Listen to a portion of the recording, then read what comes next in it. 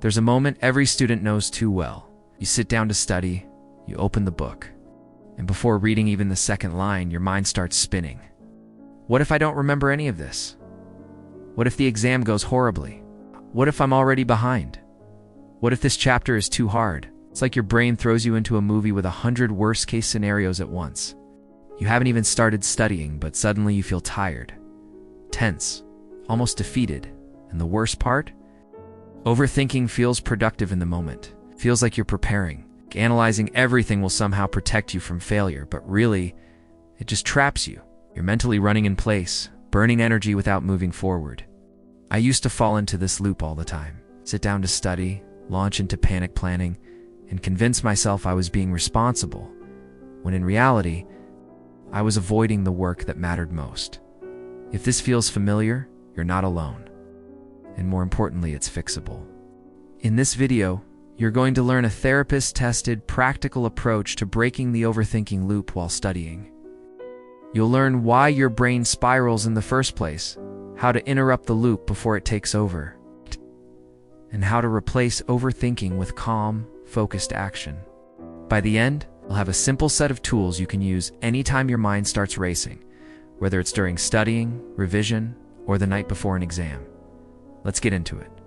Method 1, the name, the spiral, interrupt. One thing therapists say often is this: you can't fight a fog, but you can fight something with a name. Overthinking feels powerful because it's vague. It's this cloud of possibilities and fears that blend together. So the first step is to name the spiral. The moment you catch yourself overthinking, ask, what exactly am I catastrophizing right now?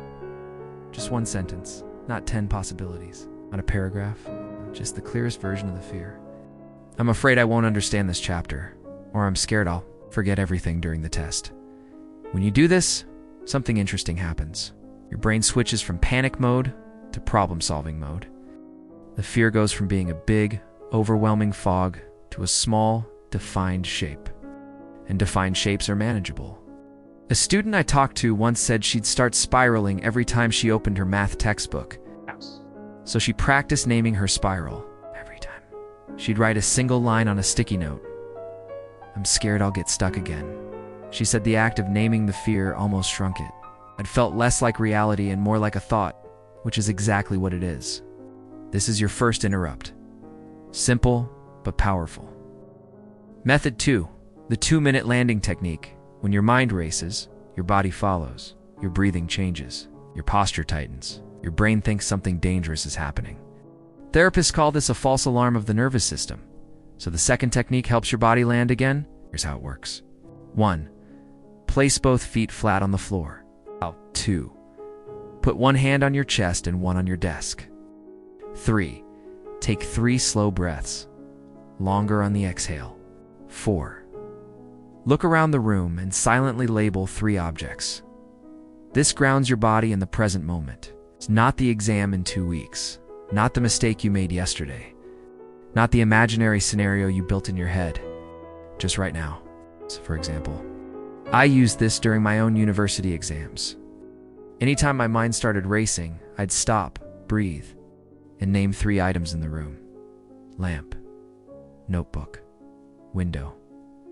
It sounds silly, but it cuts through the mental noise surprisingly fast, because overthinking lives in the future, and this technique drags you back into the present. Method 3, the micro-action switch. Overthinking thrives in inactivity. The longer you sit still, the louder the thoughts get. So the next step is to switch from thinking to doing, but in the smallest way possible. Therapists often call this behavioral activation, but here's the simple version. Do the smallest action that moves you forward, not the best action, not the perfect one, just the smallest. Examples: read the first sentence of the chapter, rewrite the problem in your own words, highlight one definition. Open the practice set and look at the first question. Micro-actions break the illusion that the task is too big. They show your brain that the task isn't dangerous, it's just unfamiliar. A friend studying engineering used this trick constantly. Whenever he froze, he'd do one micro-action, write the problem title. Then he'd naturally move into the next step without noticing. Overthinking wants to keep you in your head. Action gets you out. Method 4, the what's actually needed. Reframe. Overthinking is often powered by unrealistic expectations.